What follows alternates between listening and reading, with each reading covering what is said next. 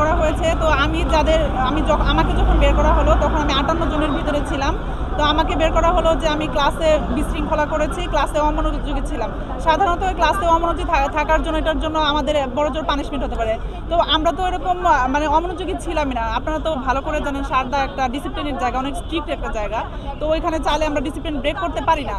তো আমাদের একটা কি বলবো, এটাকে মিথ্যা একটা অ্যালিগেশন দিয়ে আমাদেরকে বের করে দেওয়া হলো। তো আমরা সরকারের কাছে এটাই বলতে চাই যে আমাদেরকে পুনর্বহাল করা হোক।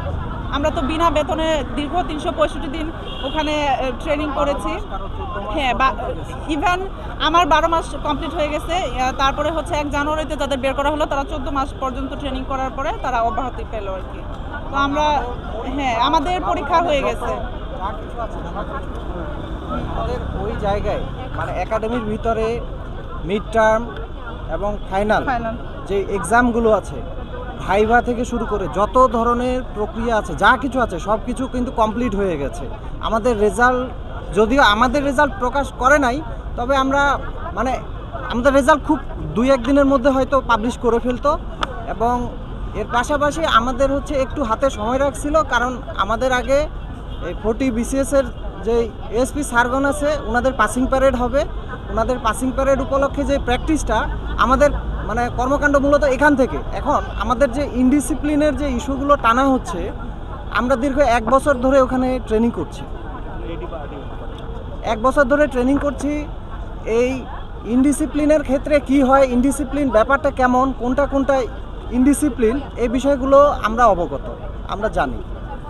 আর ওখানে এরকম আসলে তেমন কোনো কিছুই হয় না। যদি হয়ে থাকে সেটার পানিশমেন্ট কি হয় সেটাও আমরা জানি। এমন হয়েছে যে আমাদের রাতের বেলা আমাদের মাঠে শোয়াই দেওয়া হয়েছে।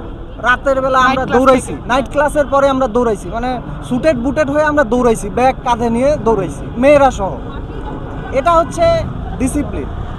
যেটা বলেছে, অর্ডার যেটা করেছে, কমান্ড যেটা করেছে, এটা করতেই হবে, এটা নিয়ে কোনো কথা হবে না। তো এই জায়গা থেকে এখন আমরা যখন ফিরবো, ওই জায়গায় 12টা মাস কষ্ট করার পরে আমরা যখন ফিরবো, তখন আমাদেরকে এই ধরনের একটা অ্যালিগেশন দিয়ে আমাদেরকে বের করে দেওয়া হয়েছে। এটা গেল। এরপরে 365 দিন পূরণ হয়েছে। এরপরে কিছু আমাদের ক্যাডেট ব্যাচমেটদের বের করে দেওয়া হয়েছে। এরপরে 14 মাস 12 মাসের ট্রেনিং, 14 মাসে যে কিছু বের করা হয়েছে। তো এটা সরকার ভালো জানে আসলে কি অবস্থা না অবস্থা। আমাদেরকে যে অ্যালিগেশনটা দেওয়া হয়েছে সেটা বিশৃঙ্খলা জনিত আসলে সেরকম কোনো কিছু হয় নাই।